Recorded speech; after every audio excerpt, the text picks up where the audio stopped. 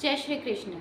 कल हमने भगवत गीता के 13वें अध्याय में पढ़ा कि भगवान श्री कृष्ण बताते हैं कि ज्ञानी पुरुष मान प्रतिष्ठा की इच्छा नहीं करता, सत्पुरुषों के आगे नम्रता से रहता है, सदा मेरा स्मरण करता है। तो चलिए आगे पढ़ते हैं। भगवान श्री कृष्ण कहते हैं जो ज्ञानी पुरुष होता है इंद्रियों को विषय भोगों की तरफ जाने नहीं देता, मन को वश रखता है, अभिमान से दूर रहता है, जिन पाप कर्मों से जन्म मरण के दुख होते हैं और वृद्ध अवस्था में रोग उत्पन्न होते हैं, उन पाप कर्मों की तरफ सदा ध्यान रखता है, अर्थात इन पाप कर्मों से मुक्त होने के लिए सदा यत्न करता है।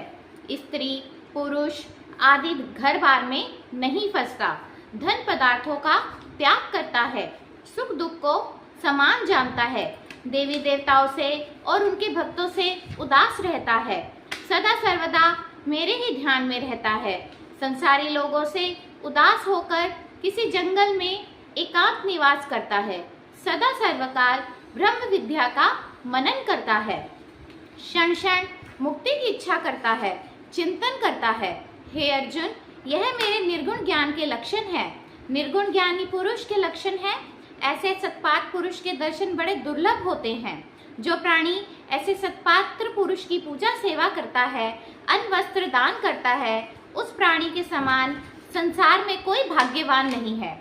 जो साधु इस ज्ञान के विरुद्ध चलता है, अर्थात अभिमानी है, कपटी है, लोभी है, हिंसा करने वाला है, मदिरा भांग चरस तंबाकू पीने वाला है, मांस खाने वाला है, शाप देने वाला है, जंत्र मंत्र करने वाला है, धागा ताबीज करने वाला है, वैद्य और ज्योतिष बतलाकर लोगों का गुरु बनने वाला, धुनी तपाने वाला, धन के लालच से कथा करने वाला, ब्याज बट्ठा खाने वाला, देव मंदिर अथवा धर्मशाला के नाम जमीन अथवा गांव लगवाकर उसकी पैदावार खाने वाला, घर बारी, ऐसे गुरु की अथवा साधु की पूजा सेवा करनी तो अलग रही, परंतु उसका दर्शन करने से भी गृहस्थी को महापाप होता है, क्योंकि वह अपने धर्म कर्म से भ्रष्ट हो गया है।